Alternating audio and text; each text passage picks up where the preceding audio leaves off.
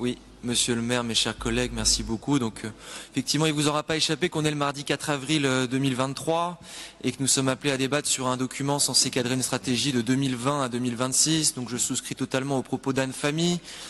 Peut-on parler de bilan de mi-mandat non existant, ou peut-on parler peut-être de retour vers le futur ou d'avenir qui sera un long passé?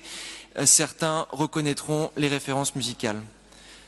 Monsieur le maire, vous nous affirmez à plusieurs reprises dans ce conseil municipal avoir pondu un certain nombre de rapports sur de nombreuses thématiques et vous vous enorgueillissez du fait que tous les sujets ont été traités. Visiblement, celui-ci figurait comme la dernière roue du carrosse ou la voiture balai de vos préoccupations. En témoigne le contenu du document qui a été présenté par Madame Papin.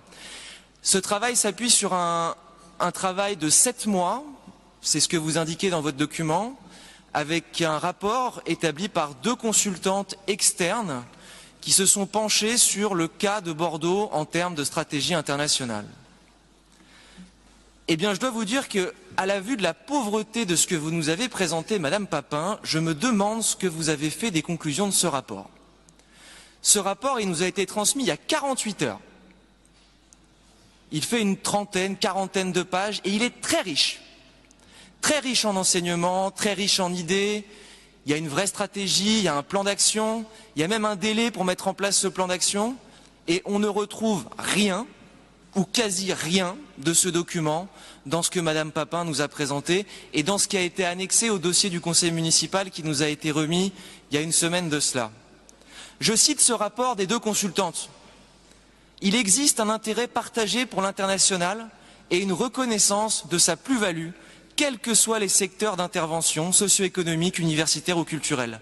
Eh bien, je tiens à vous dire au nom de notre groupe que nous partageons ce constat, fait par vos 2 consultantes, et nous regrettons amèrement que vous soyez les seuls à ne pas abonder dans ce sens.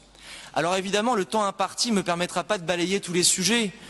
C'est tellement vaste et donc je ne pourrais pas rentrer dans les détails, mais quelques éléments quand même importants qui me semblent manquer et qui feront écho à ce que Madame Le Serre avait mentionné au début de ce conseil sur un contrôle F. Eh bien moi aussi, il y a des mots-clés dans ce rapport qui manquent cruellement à l'appel et je vais vous détailler ça. Rien, mais absolument rien sur le soutien au secteur privé dans une diplomatie économique municipale et métropolitaine moderne.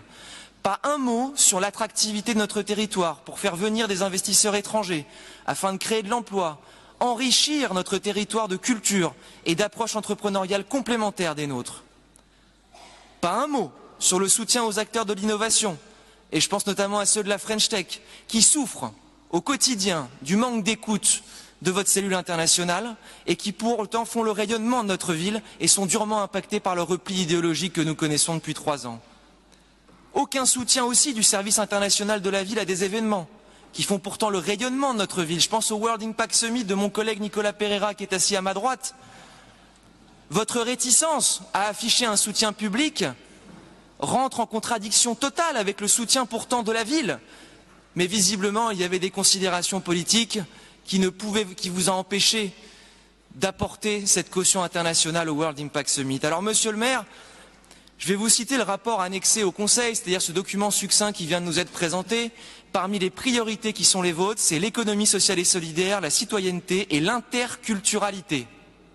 Alors, au-delà du wording douteux qui ne veut pas dire grand-chose, vos priorités, on sent bien que la réflexion, c'était davantage une mise en scène de vos orientations politiques plutôt qu'une construction d'une véritable stratégie équilibrée dans le temps. Tout cela n'est pas suffisant. Surtout quand on sait que votre annonce principale sur l'économie sociale et solidaire est une annonce temporaire.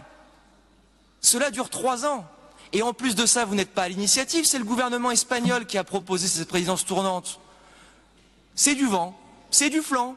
Et ça va tourner. Dans 3 ans, il n'y aura plus de présidence de Bordeaux de l'économie sociale et solidaire. Je vois certains adjoints qui s'éructent. Le débat a eu lieu en conseil métropolitain il y a quelques jours de cela et Patrick Bobet a fait la même remarque que moi. Vous dégagez enfin 9 objectifs. Et alors Madame Papin, c'est extraordinaire parce que sur les 9 objectifs que vous avez dégagés, vous vous êtes attardé sur 4-5 d'entre eux. Et j'ai bien aimé l'importance que vous avez accordée à chacun d'entre eux dans votre document. Chaque objectif, qui sont des gros objectifs, 1/3 de page. 1/3 de page pour résumer un objectif aussi énorme.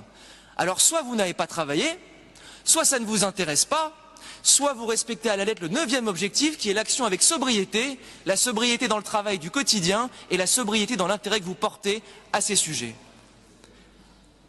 Tout ceci est finalement parfaitement cohérent avec l'action globale de votre équipe depuis le début du mandat. Une sobriété dans les mots, dans l'action et surtout dans les résultats, et ça nos concitoyens s'en rendent compte au quotidien.